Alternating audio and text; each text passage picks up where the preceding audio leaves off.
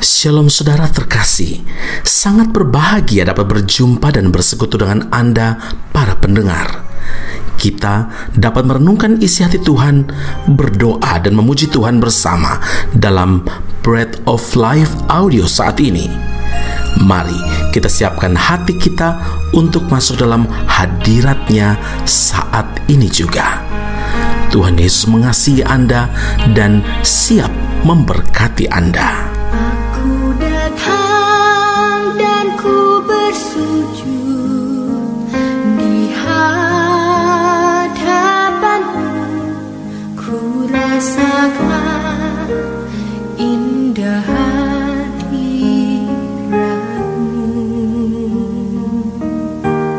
Telah ku buka mata hatiku dan seluruh untuk ku nikmati firman-Mu. Firman-Mu yang kuasa untuk mengubah sikap hati. Firman-Mu yang tegakkan di saat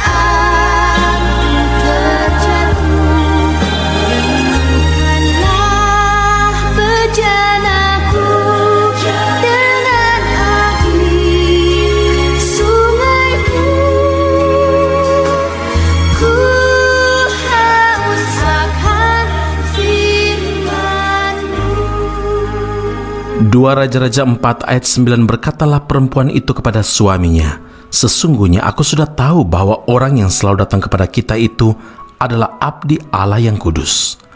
Saudara yang terkasih, berbicara tentang pelayanan, tidak semua orang Kristen memberikan respon yang positif. Ada yang suka dan ada juga yang tidak suka. Bahkan ada yang berkata, "Untuk apa kita terlalu sibuk di dalam pelayanan? Sudah letih dan tidak ada keuntungan bagi kita. Lebih baik cukup saja datang ke gereja dan memberikan persembahan. Itu bahkan lebih dari cukup." Tapi ketika sedang dalam kesukaran atau dalam masalah yang berat, kita baru merasakan betapa kita sangat memerlukan Tuhan. Kita mencari Tuhan dengan berlinang air mata, bercucuran air mata. Bahkan dalam doa, "Tuhan tolong pulihkan keluarga saya, Tuhan tolong sembuhkan sakit saya. Nanti kalau sudah sembuh, saya akan melayani Tuhan dengan sungguh. Atau nanti kalau saya sudah pensiun atau sudah retire, saya akan melayani Tuhan." Bahkan ada yang berkata bahwa kalau saya sudah mendapat pekerjaan atau doa saya sudah dijawab, saya akan melayani Tuhan. Saudara, kepada jemaat di Korintus, Paulus menasihatkan, "Saudara-saudaraku yang kekasih, berdirilah teguh, jangan goyah, dan giatlah selalu dalam pekerjaan Tuhan. Sebab kamu tahu bahwa dalam persekutuan dengan Tuhan, jerih payahmu tidak sia-sia." 1 Korintus 15 ayat 58. Ayat ini menegaskan bahwa setiap jerih payah, pengorbanan, kesetiaan, ketekunan kita terhadap perkara-perkara rohani dan termasuk dalamnya pelayanan itu tidak pernah sia-sia, saudara. Mari kita membuka mata rohani kita dan belajar dari kehidupan perempuan Sunem.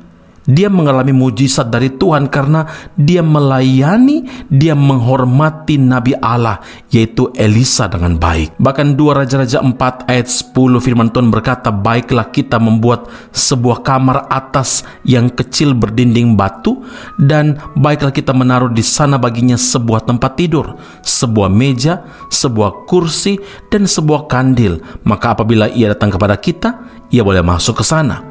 Pada suatu hari datanglah Elisa ke sana, lalu masuklah ia ke kamar atas itu dan tidur di situ. Saudara, ini menunjukkan bahwa perempuan Sunem ini sangat mengasihi Tuhan dan memprioritaskan Tuhan. Karena melayani Tuhan dengan sungguh, dia terima nubuatan, yaitu dia memiliki anak, dan nubuatan itu terjadi dalam 2 Raja-Raja 4 ayat 16 dan 17. Lalu berkatalah Elisa, "Panggillah dia." Dan sesudah dipanggilnya, berdirilah perempuan itu di pintu. Berkatalah Nabi Allah ini, Elisa, "Pada waktu seperti ini juga, tahun depan, engkau ini akan menggendong seorang anak laki-laki." Tetapi jawab perempuan itu, "Janganlah Tuanku, ya abdi Allah, janganlah berdusta kepada hambamu ini." Mengandunglah perempuan itu, lalu melahirkan seorang anak laki-laki. Pada waktu seperti itu juga pada tahun berikutnya, seperti yang dikatakan Elisa kepadanya. Saudara, ada dampak yang luar biasa bagi orang yang mengasihi Tuhan. Ada dampak impak yang luar biasa bagi orang yang melayani Tuhan. Mujizat Tuhan, berkat Tuhan, dan pemulihan dari Tuhan pasti dialaminya. Ketika anaknya sakit dan dinyatakan sudah mati, Tuhan pun sanggup menyembuhkannya. Karena itu, tetaplah setia saudara, dan jangan pernah merasa lelah untuk melayani Tuhan. Tantangan boleh ada, cabaran boleh ada dalam setiap pelayanan yang kita lakukan. Tapi ingat, pertolongan dari Tuhan pasti Dia nyatakan atas setiap hal yang kita kerjakan dalam memuliakan namanya. Selagi ada kesempatan, jangan pernah sia-siakan. Amin. Mari kita berdoa. Bapa Surgawi, terima kasih Tuhan Yesus untuk firman Allah hari ini. Ketika kami berada dalam pergumulan, cabaran hidup, seringkali kami mengeluh, seringkali kami mulai mengeluarkan janji-janji dari mulut kami, nazar pun kami sampaikan, dan seringkali juga kami tidak menepatinya.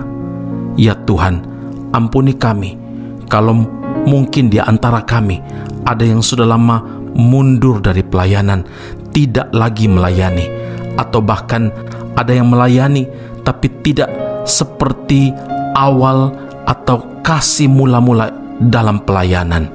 Hari ini Tuhan, kami mau memperbaikinya. Kami mau mengambil komitmen untuk melayani Tuhan dengan sungguh-sungguh, bukan karena ingin mendapatkan sesuatu, tapi karena kami sudah mendapatkan lebih daripada yang kami doakan. Tuhan, seperti perempuan Sunem yang begitu setia dan memprioritaskan Tuhan dalam melayani Engkau, maka Tuhan juga mengembalikan lebih daripada yang Dia doakan. Terima kasih banyak Tuhan Yesus. Mujizat, berkat dan pemulihan dalam hidup, dalam keluarga, dalam pekerjaan, dalam studi itu janji Tuhan bagi kami yang memprioritaskan Tuhan, yang mengasihi Tuhan, bahkan yang melayani Tuhan. Terima kasih Bapa di surga, janji Tuhan itu tergenapi. Setiap jeripayah, pengorbanan, kesetiaan, ketekunan kami terhadap setiap pelayan dikerjakan tidak pernah sia-sia. Puji, hormat, kemuliaan bagi nama Tuhan. Meteraikan firman dalam kehidupan kami Tuhan, dan biar kami melakukan segala sesuatu yang menyenangkan hati Tuhan dalam melayani Tuhan. Kami percaya ada mujizat yang kami alami.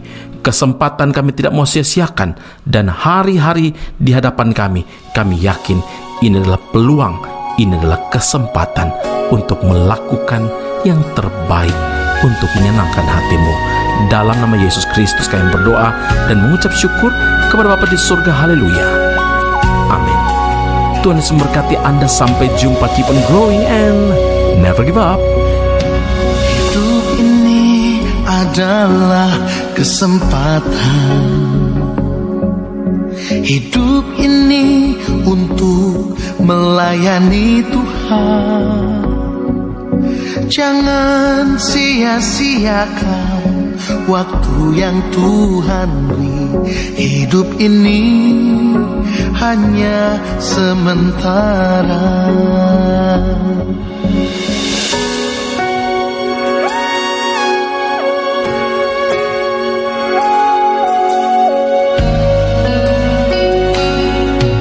Sekuntum bunga di pagi hari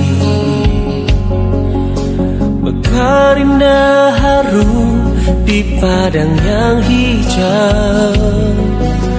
Demikian Tuhan mendandani rumput gugur bunga bila panas terik. Oh Tuhan, pakailah hidupku selagi aku masih kuat. Satu saat aku tak berdaya, hidup ini sudah jadi berkah. Oh Tuhan, pakailah hidupku selagi aku masih kuat. Suatu saat aku tak berdaya, hidup ini sudah jadi berkah.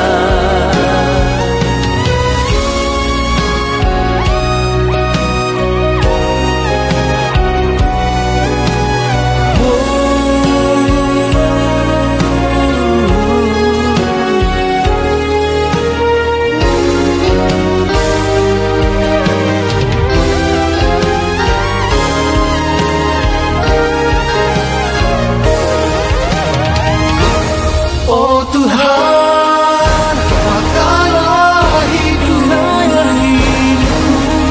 selagi aku masih kuat. Satu saat aku tak berdaya, hidup ini sudah jadi berkah. Saat aku tak berdaya, hidup ini sudah jadi berkah.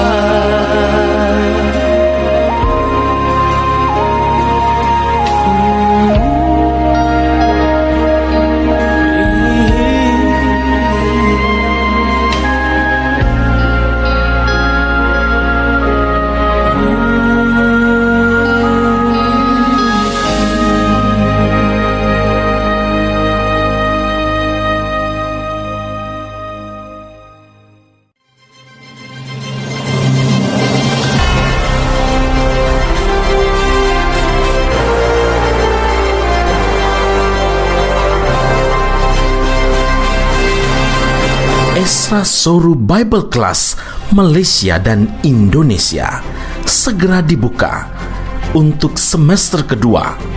Subjek atau mata kuliah yang akan diterima: Doktrin Allah, Hermeneutika, Kristologi, Pneumatologi, Homiletika, Eskatologi, Bibliologi, dan beberapa subjek atau mata kuliah lainnya. Kelas akan dilakukan secara online dengan menggunakan aplikasi Zoom. Untuk informasi lebih lanjut dan pendaftaran, sila hubungi 017 7923 798. Sekali lagi 017 7923 798. Jangan lewatkan kesempatan ini. Tuhan Yesus memberkati Anda.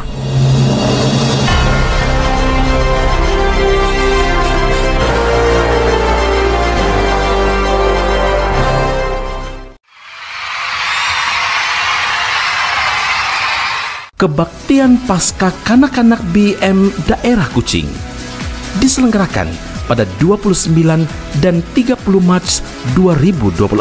Semua kanak-kanak BM Daerah Kuching dijemput untuk hadir di Sambling Hall SCS Jalan Stampin Kuching. Acara ini terdiri dari 3 sesi. Sesi pertama pada hari Jumat 29 Maret pukul 7.30 malam dan gate dibuka pada 6.30 petang. Sesi kedua pada hari Sabtu 30 Maret pada pukul 9.30 pagi dan gate dibuka pada 8.30.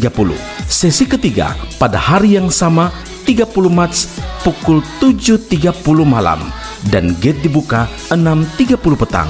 Speaker kita tahun ini adalah Pastor Jeffrey Setona bersama dengan guru-guru sekolah minggu daerah Kucing.